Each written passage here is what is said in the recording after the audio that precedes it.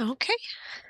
All righty, so welcome to the Regis College Library Orientation, and my name's Jane Peck. I'm the director here, and I'm also an alum of Regis College, so it's a double joy. I got to go to college here, and I get to work here. It's a pretty good gig. So we're all about helping you get the most out of the resources that the library provides, but also helping you figure out how to use them because it's not always immediately obvious. And there's lots of different tips and tricks we'll give you today to help you with that. I'm going to start by sharing my screen and give you a little bit of a tour around the library webpage, site. It's easy to find. You can find it through Moodle. It's part of the upper tab that says Regis College, and you click down to the drop-down menu and you can reach us this way. Or if you're somewhere else or you'd like to just bookmark our main page, that's a great way to always be able to get back to it. Trisha's going to do most of the talking in a little bit about Power Search and explaining how to use it and other searches. And I'm going to focus on these 6 boxes under here. Well, actually, I'm ignoring RefWorks because that's also Trisha's bailiwick. So I'm going to just start with the databases and let you know if you click in this box what it looks like. You'll get our A to Z list, and there's 94 databases, including Academic Search Complete, of course, CINAHL, which is the Cumulative Index to Nursing and Allied Health.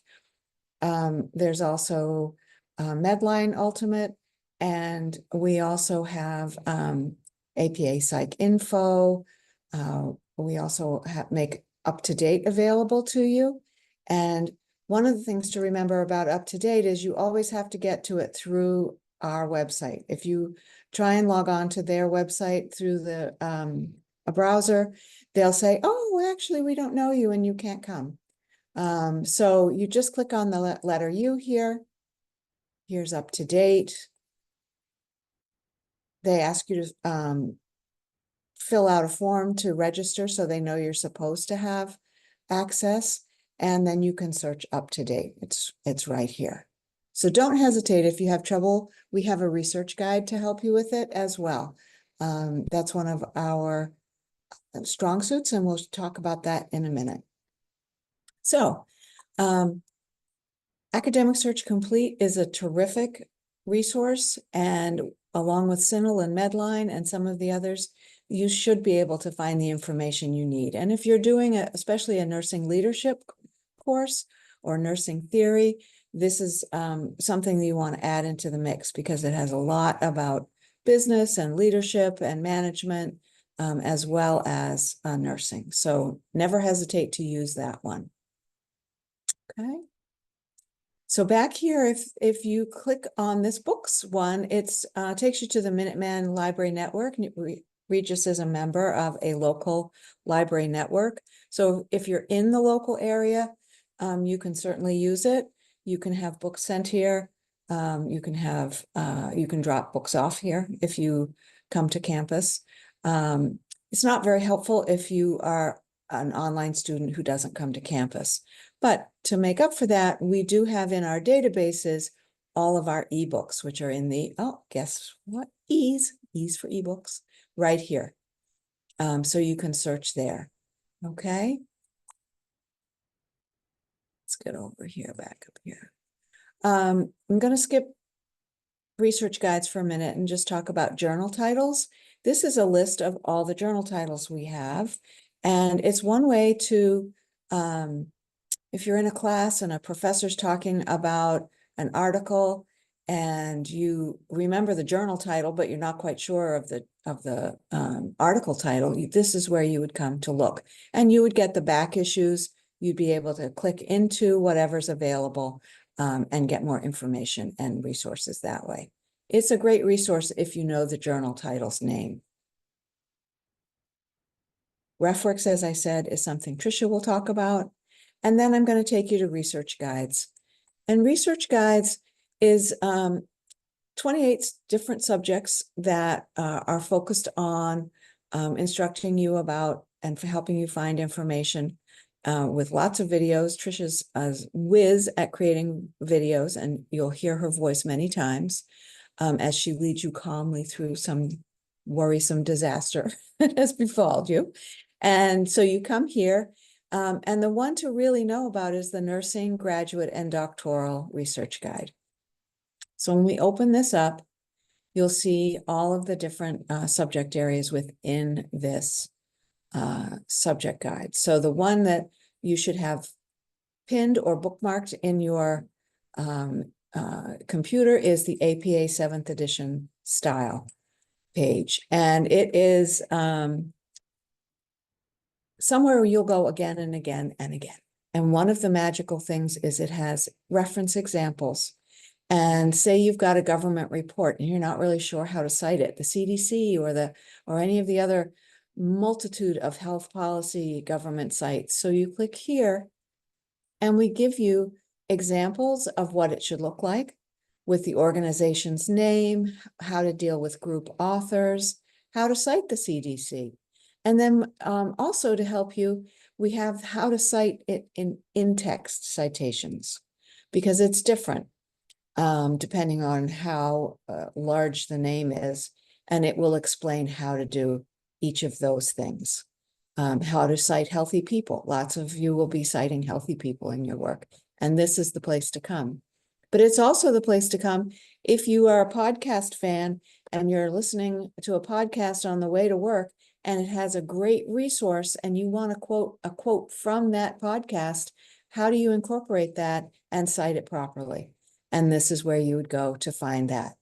It's very straightforward. It gives you a clear example of what it should look like. You just follow the pattern, and it'll help you with the in-text citations as to both parenthetical and narrative. Okay, so it's an excellent resource. And something new we've added is that we are happy to look at your APA paper. We'll give it a review. And what we do is we won't look at the writing. If we notice something that's a huge problem, we will instruct you how to get to BrainFuse, which is the free writing tutoring service that Regis offers. And I'll show you where the research guide link is for that. But this guide, the APA guide, is looked at by people all over the world. We had over 200,000 hits on it last year, which is a tremendous number for a small college. So other people are out there, and that's why we had to put on here that we'll only look at Regis College students APA. We had a couple of out-of-towners thinking maybe we would do that for them too.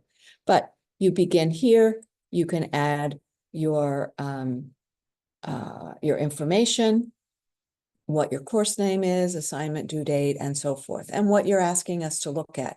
The entire paper for APA only. The references list, are you having trouble with it? Is it in a tangle? Or your in-text citations or paper format, images, figures, and so forth. So don't hesitate to use this service. It's a pretty quick turnaround. We keep an eye out for it, and we're happy to help you get on the right road to citing correctly. So that is something I highly recommend bookmarking. One of the other things that as you move forward in your graduate and doctoral work is whether or not you are using the images from your theory or your tool, and you want to incorporate them. Well, you need to have permission, and copyright permissions and permissions are a world unto itself. And so we have a research guide for that has an excellent video about how to go about using it. We have a copyright FAQ, permissions FAQ. One of the things to be very aware of is that once you've decided on a tool and you've contacted the author of the tool and they have given you permission to use the tool, be very aware that that permission is to use the tool.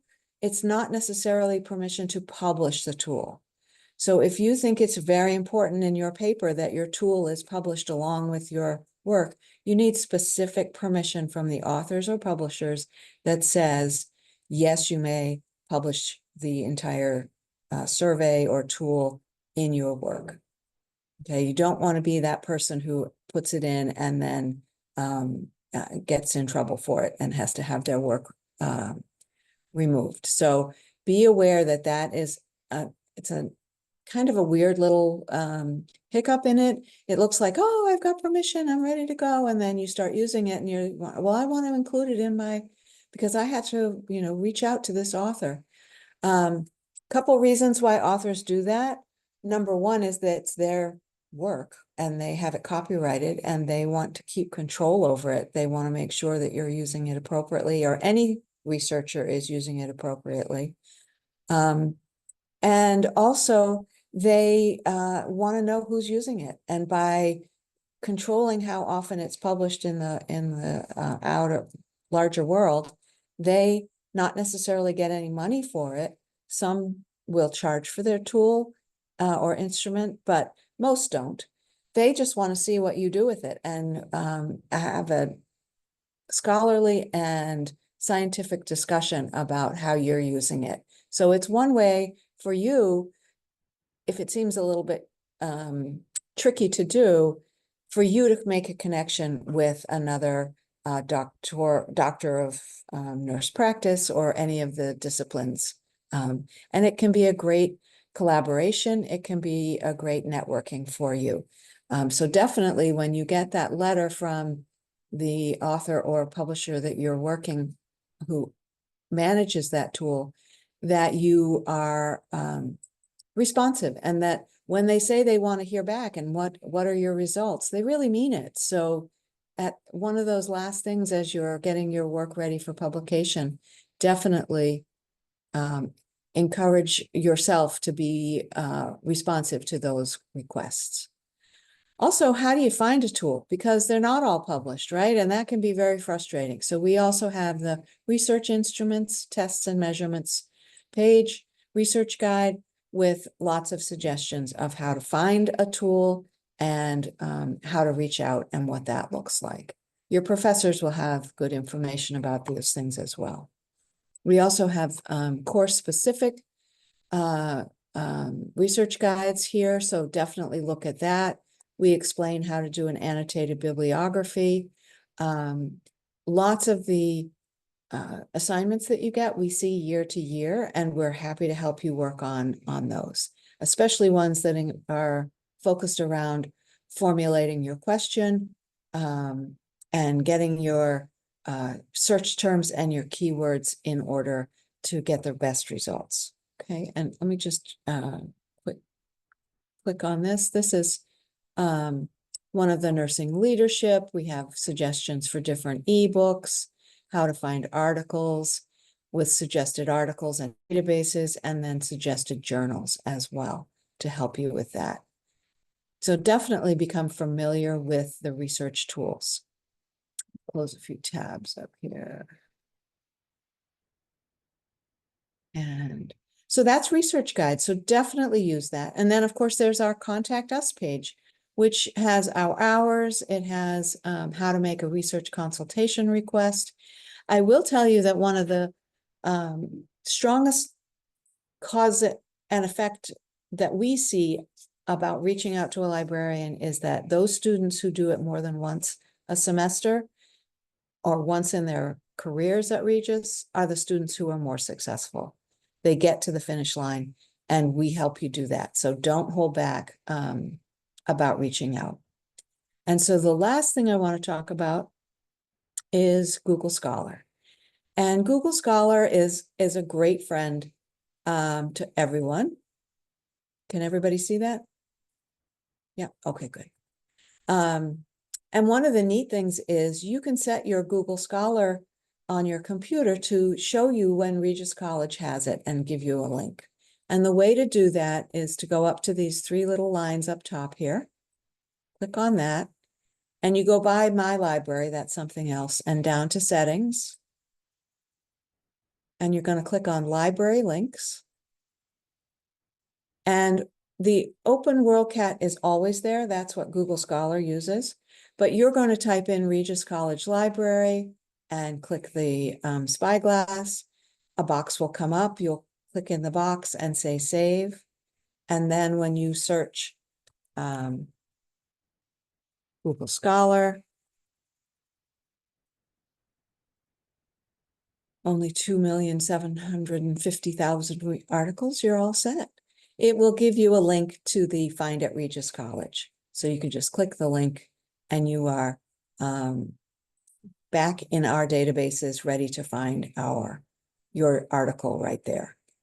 And then how to access it is all right here as well. So that is one of those things that really makes your life a lot easier to have that set up. Oh, I think I just closed out of Google Scholar. One of the other things about Google Scholar is that you can, as you know, your professors, can't talk and type. There we go. Generally want you to just look at the last 5 years, and they will let you create a custom date range. And this is a great way to limit your search results when you get over 2 million. So now we're only down to 17,400, okay? And you could even tighten that up if you are just overwhelmed. You can then also add using the Boolean operators, which are the and or. Let's try management. And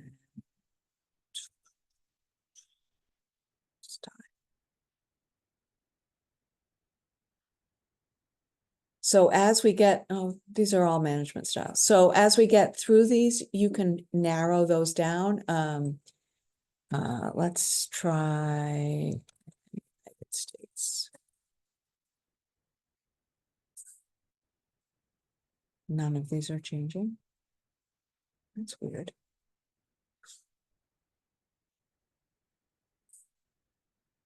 But that's the way that you can grow your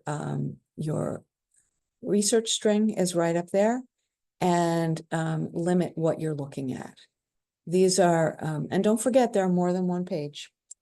Definitely look on other pages. As you know, the search engine optimization brings the most likely to the top, but there's also important information on these pages 2, 3, 5, and 7. So start to have a look at that. And Tricia is going to take over unless anyone has any questions. And feel free to put the questions in the chat as well. We can answer them as we go. Yep. I will be sure to watch that, and I will stop sharing and pass it over to Tricia. Okay. Well, to introduce myself, I am Tricia Reinhardt. My official title is Information Services and Online Research Director. I work with both the online students as well as on-campus students, anyone from first-year student all the way up to doctoral students. So I see a lot of different research levels and topics. I also go into classes and talk about the research process and information literacy. And I meet one-on-one with a lot of students to talk about their specific research needs. So I'm going to share my screen. And let's see. All right, does everyone see my screen? Okay, awesome. So Jane had mentioned the subject-specific databases that we have, but we have this one big database called PowerSearch, and it searches most of the databases that we subscribe to. And I usually suggest to use it if you're not really sure where to start your search, or if your topic is pretty interdisciplinary, it'll give you one big search of all different subjects, all different databases. Now, if you have used PowerSearch before this summer, you probably noticed it looks different, or you will notice that it looks different.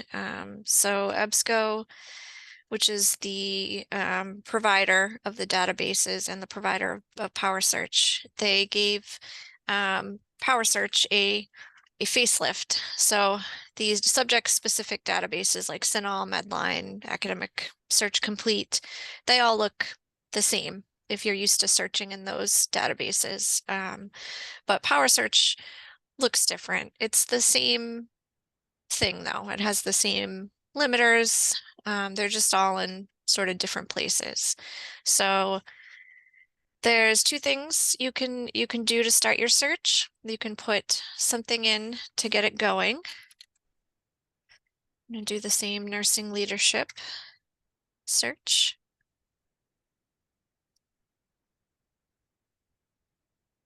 And so this is thousands of results, very broad search. But if I wanted to limit this down, I can go to the advanced search over here on the right-hand side. And this is probably what you're familiar seeing, is these three bars here, if you're familiar with searching in the EBSCO databases, and how to formulate your search that way. Another thing you can do that we discovered, if I take this out, if you just hit search, it takes a minute to load, but it will actually just load the advanced search for you. So you can just start typing in your search terms. So I have nursing leadership, as we started with, and styles, or traits or attributes would be another term. And so this is what Jane was talking about before with the Boolean operators. So it has it set up here. So I'm searching nursing leadership and styles. And then I'm using this or to kind of broaden out my search a little bit, to incorporate different versions of the word, like traits or attributes. One that isn't used quite as much as not, but you can use not. So not will eliminate, for the most part, articles that have certain concepts or terms. So if you did not want, let's say nursing leadership in the education field, you just wanted to look at hospitals or clinical settings, you could put in education in here, or higher education, or something like that, to, as I said, for the most part, eliminate articles, especially if you run your search and you find that a lot of the articles are talking about a certain side of your topic that you don't want to cover. That not can be really helpful. But as a whole, we usually suggest, searching broadly at first and seeing what there is out there, and then going from there. That way you're not limiting yourself too much right off the bat and getting discouraged. You can start broad and then work your way in from there. So I have nursing leadership or nursing management or nurse leader or nurse leaders. These are all good examples. These are suggested based on other searches that users have done in this database. And so don't feel like you have to use them. You know your topic, your field, how things are referred to as. You can type in your own like terms here. You can choose not to use all of these. It's up to you and your topic and how you want to search. So some of the other limiters that you'll want to be to familiarize yourself with is obviously this scholarly peer-reviewed. You hear that talked about a lot in the graduate level programs. They want scholarly articles coming out of peer-reviewed journals. So we want to make sure that we're checking this off. And the full text limiter will limit to only items that we have direct full text access to. So that's good for, if you have a discussion board post that's due on Wednesday and you're just starting your search on Monday, and you just need the full text right now. you can check that off, especially with broader topics. That works well. I'm going to leave it unchecked for now because I want to show you what that interlibrary loan option looks like once I get to the search results. One of the other limiters you'll probably want to consider is the publication date.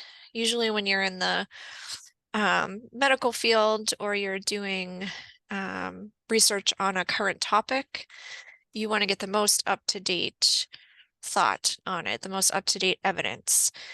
So usually we're looking at the past 5 years or so. So I've put in those limiters.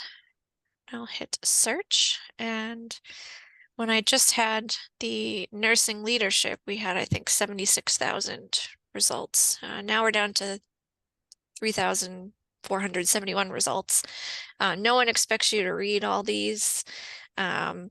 Usually you get to the second, third page and they start getting less relevant, and then it's time to change up your search terms or your limiters, as opposed to feeling like you have to go through all 3,400 results to find your articles. They are organized by an algorithm to make the most relevant come up the top. So looking at our results here, we see that that limiter has limited our articles to peer-reviewed. Now what does that mean? What does peer-reviewed mean in terms of scholarship? So peer-reviewed journals, they go through a particular process before articles are published. They are reviewed by other experts in the field, and they look at all of the aspects of the articles to make sure that they're publishable, that they're credible, accurate, that they contribute to the field, and that yes, this should be published. So you know that when they get to that final stage, that they have been vetted first. They go through that peer-reviewed process first, and that makes them more credible. Now looking at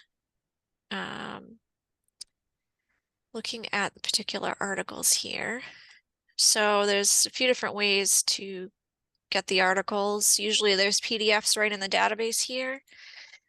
Sometimes you might see it link out to another database or the publisher. So let me find a really good leadership scholarly article here. This one looks good. So you see here the abstract, the summary of the article. It breaks out the article into the different standard pieces of the scholarly article. So, aims, what does the study aim to do? The design of the study. You'll see participants, you'll see settings, what they found in their study, and then what they conclude and what the implications are for the field. Yeah, this one's called impact here. So this here is not only is it a good indication that it's a scholarly article, but also you can read the abstract and find out if this is relevant to my research. So that's, step one is determining, does this article meet the parameters of my assignment? And then step two is it relevant to, can I use this in my research? And so you can find out a lot of that just by reading the abstract here. And if it does look interesting, and you're not as familiar with long scholarly languaged articles, don't freak out. What I suggest is going down to the conclusion first, actually, and reading the conclusion, because a lot of times that is the narrative. They kind of explain it in a way that makes more sense than just statistics. So that would be my suggestion, is just going down to the discussion conclusion section. Here's discussion. They've broken it out into different pieces. And that can take you further into the study and give you a greater understanding of the study itself without getting bogged down by statistics and theory and all of that. So going back to our results here. So if you remember, I left this unchecked because I wanted to show you the actually, before I show you the interlibrary loan, let me go back into that PDF we were just in, because there are different things you can do with this PDF. So you can download it to your computer and save it to a folder if that's how you're saving your articles. You can save it in PowerSearch itself in the databases. I'll touch on this in a little bit because it involves creating an EBSCO account and all of that. That's separate from your Regis account. So I'll talk about this in a little bit. You can go here to the cite feature, and you can, and most of us are using APA, so you can get an idea of what it should look like in APA format. Now I say it gives you an idea because none of these citation generators are 100%, unfortunately. It would be great if they were, but you still need a human eye to look at it and make sure that it is in fact formatted correctly. And that's where you'd go to our research guide. And you'd look at that example of what a journal article should look like, and compare and contrast. This one looks pretty good. I would take out this John Wiley and Sons. That's not usually a part of the journal title. So you could certainly copy and paste this into your references list. But then you would just want to go through and fix those things that aren't quite right so you don't get docked points. So you could take this out. Sometimes the article title is in title case instead of sentence case like this, where it looks like a sentence. So you just have to go through and fix all those first letters of the words. So, it gets you most of the way there, but you still have to, you're still responsible for knowing what a citation should look like and making sure that it is correct before you submit your paper. But it's a good place to start. You can export the citation as well. I'll be talking about RefWorks in a little bit. So you can export it, or if you use any other citation management tool, you can export it, this article citation, out to there as well. You can share this article. You can share it to your Google Drive. If you use Google Drive, you can share it to your OneDrive. It will create a folder in your OneDrive called EBSCO, and that's where all of those articles that you've shared to your OneDrive go. You can also create a link to copy and paste this into a document to keep track of. If your professor wants to see this article, you can send them the link. You can also email it to them or yourself, and it will send you all the article information as well as the PDF if it's available. And then you can, of course, if you have access to a printer, you can print it out.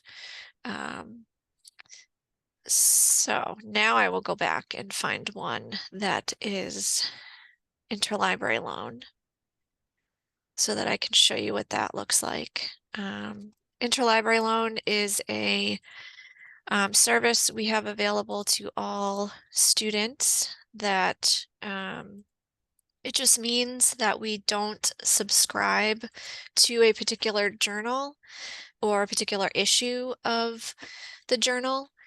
But we can get it to you from another library. And let me just see. Wow, all these we have, which is great. But I want to show you an example of what the interlibrary loan looks like. Wow, this is great. We have some good stuff here. But you'll see once I find one, you'll see it will say request from interlibrary loan under it. And then when you click on that, it will take you to our, oh boy, let me add something else in here. And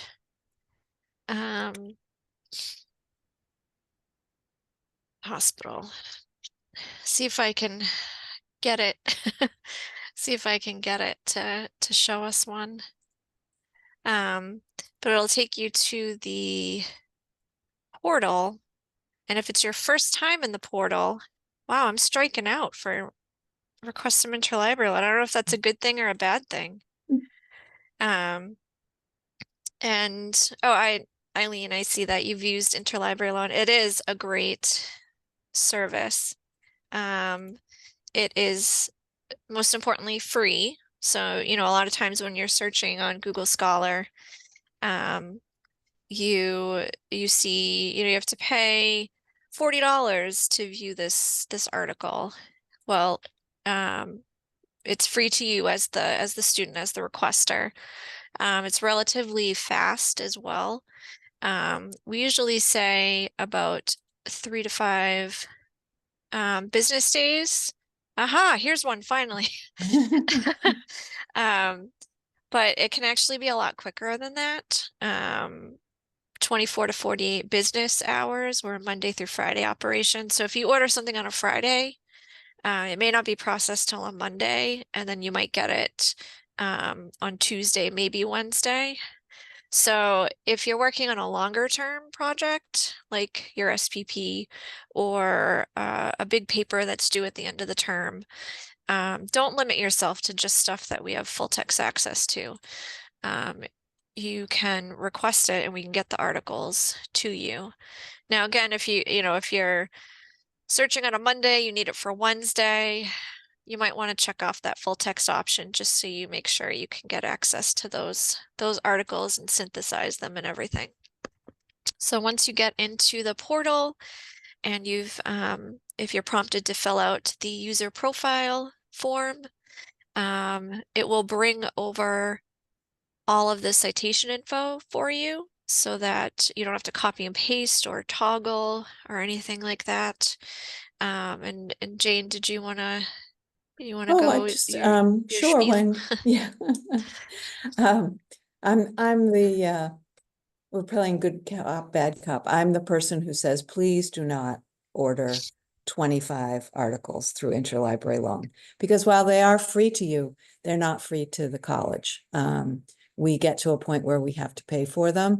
And what we have found is that many times students will sit, you're at a soccer game, your kids are playing, you're busy on your laptop, and you're like, oh, this one looks good, and this one looks good, and you don't have time to really assess them properly or read an abstract. And you might put in 10 or 15 or 20 or more at a time, and you're never going to read them. You're just never going to read them because they're usually between 10 and 20 pages long. And there's only so much time in your life to look at those. So while we encourage you absolutely to use interlibrary loan, please use it carefully and responsibly. Think about it and get those articles that you really need, which we are more than happy to help you with.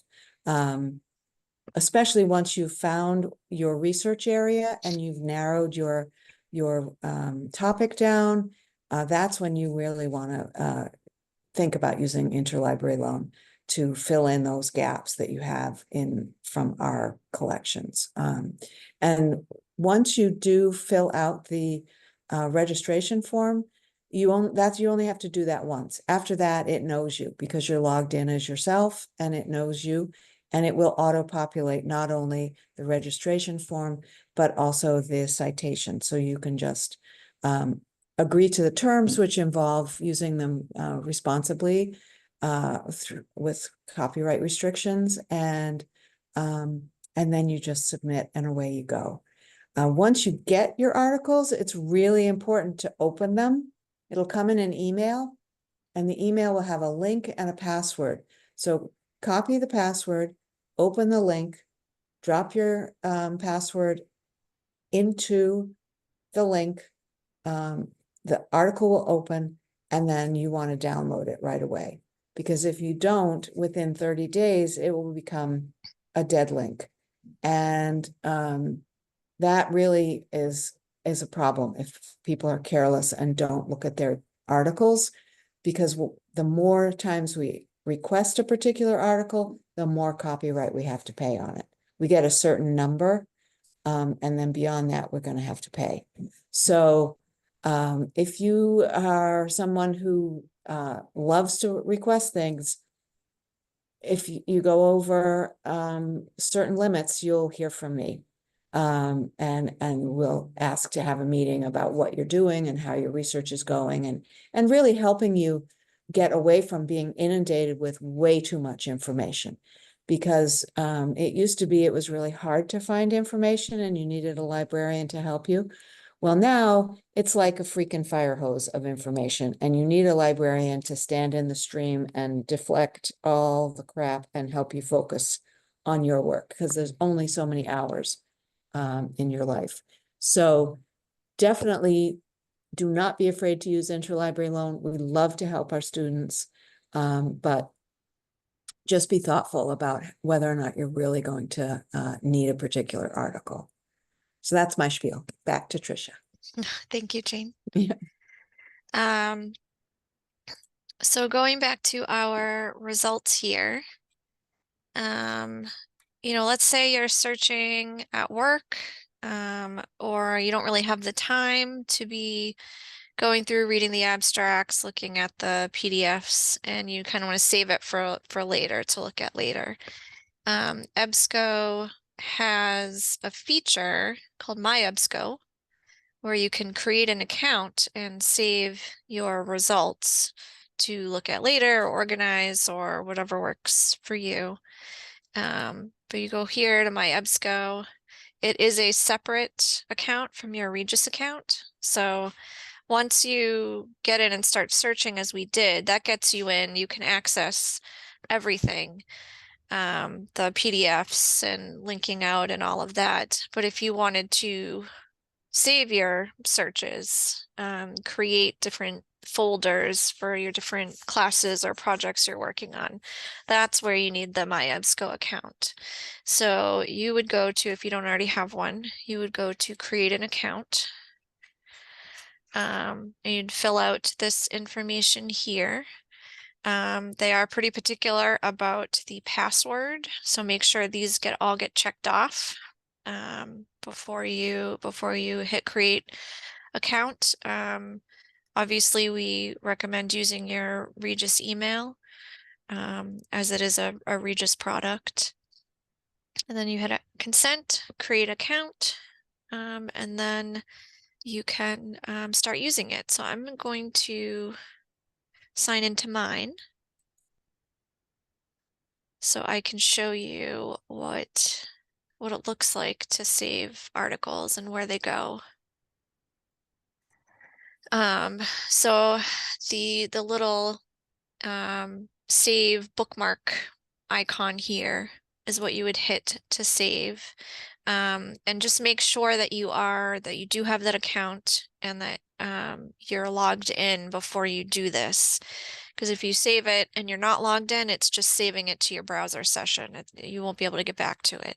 So once you have that account and you're logged in, that's where it really saves it. You can get back to it at a later time. So I'm going to save a couple articles here. And there was also that when you're in the PDF, there was also that the same little bookmark. See, this is showing that I've already saved it.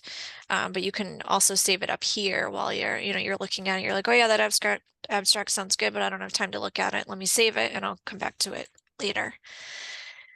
Then these show up in your saved feature over here. Let's see if it's going to work for me today. Oh, it's going to work. Oh, Sometimes this has been cranky for me lately. With any new product, there's growing pains. But it is working today. So awesome. And so here's those articles that I just saved. They show up right up the top here. and I can get back to them easily to be able to then read them, download, cite, etc., etc., etc. Whatever works for you. You can also create different folders. They call them projects. I just created one for testing purposes, but then you can save your articles into these projects to start organizing them a little bit, if that works for you. So those are just a couple of the features in EBSCO. Any questions about the searching process or EBSCO before I go over RefWorks quickly?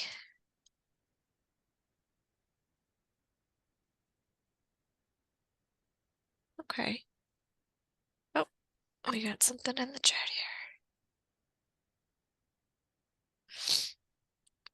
here. So Terry's asking, how do I find my saved articles?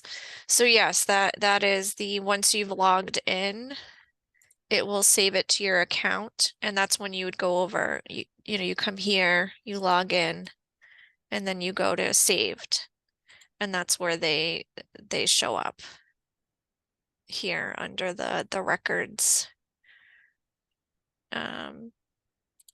It looks a little different in the if you're searching in like CINAHL or ERIC or any of those. This saved is my folder in those subject specific databases. And that it's the same account, the same.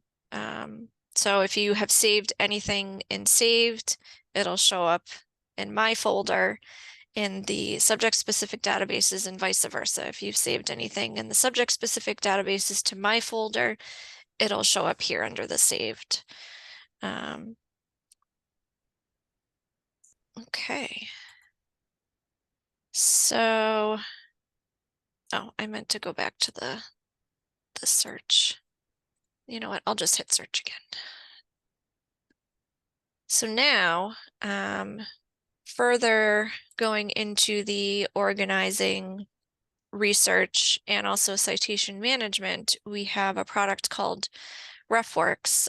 Now you may have used other products like Zotero, EndNote, Mendeley. There's a lot of them out there, and they all basically do the same thing.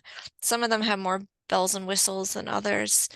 I really like RefWorks because I think it just does what it's supposed to do, and it does it in a user-friendly way.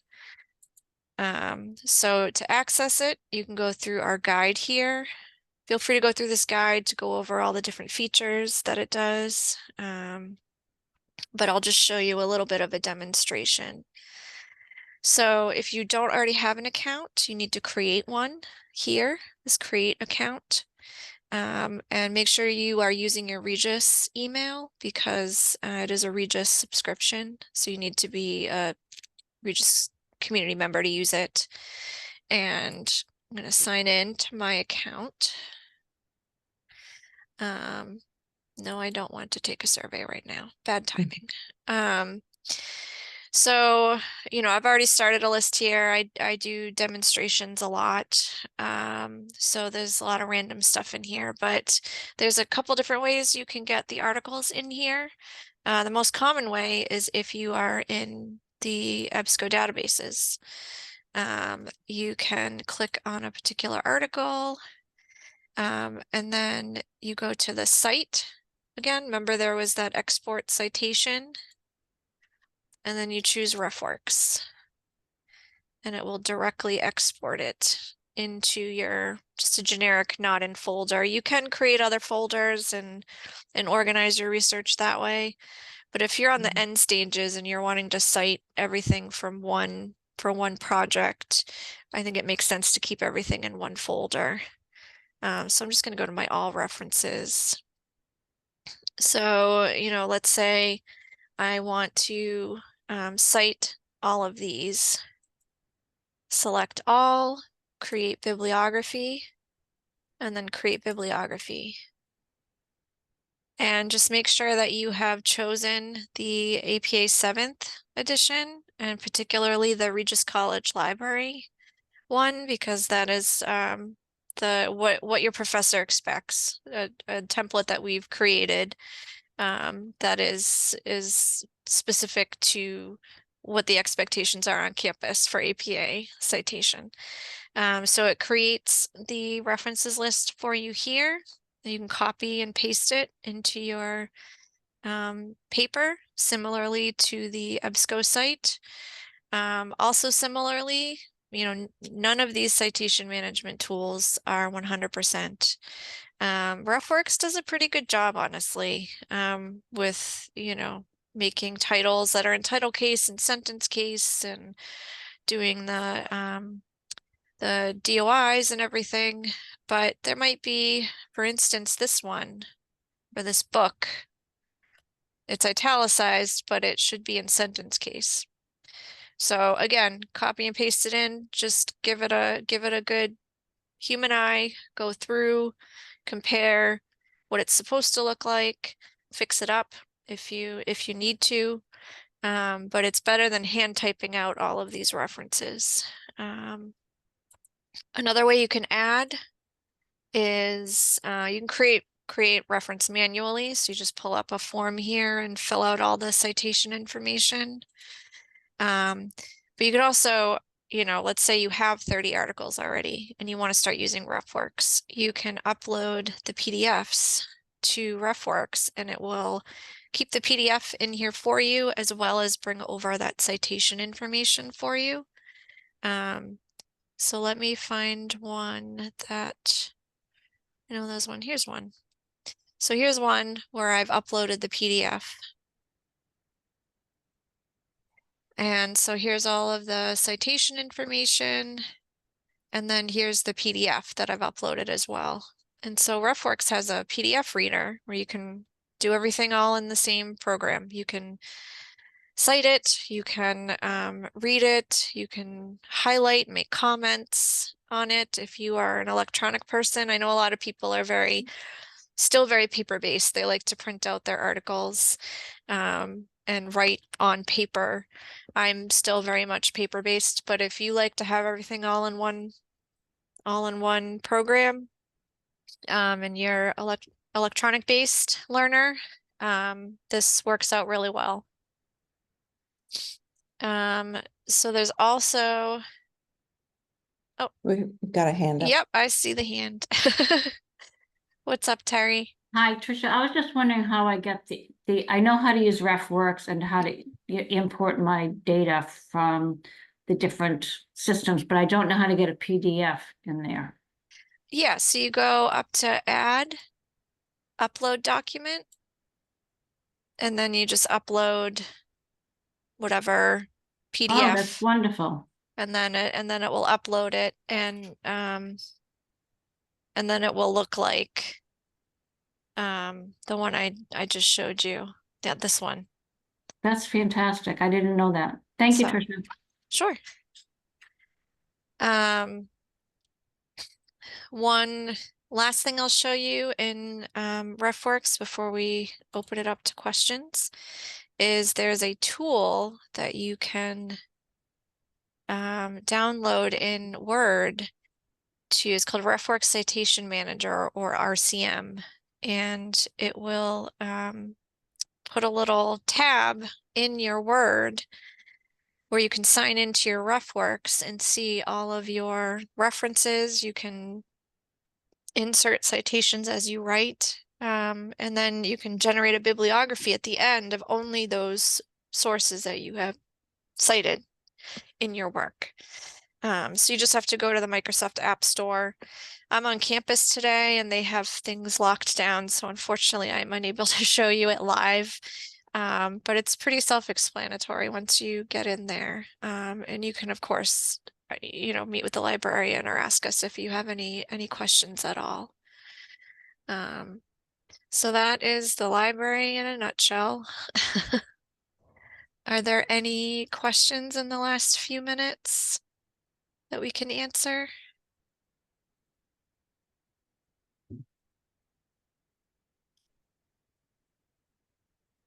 Well, don't hesitate to reach out, even if it seems like a little thing, we're more than happy to help you. You can email us at reference@regiscollege.edu or that's usually the quickest way. Tricia and I keep an eye on it, but we also have evening and weekend staff who are happy to keep an eye out as well. Just reach out. We'll work on it with you and figure it out. Thank you both so much. This is great. No, Yeah, good. this has been fantastic. Thank you for your time. This is fantastic. Appreciate Yeah, it it. was really helpful. Thanks. Thanks for coming. That Thank you for makes coming. our day. Thanks so much. You're Thank you welcome. both. All righty. All right, bye-bye. Bye. Take care, everybody. Do well this semester. Thank you. Thank Okay. you.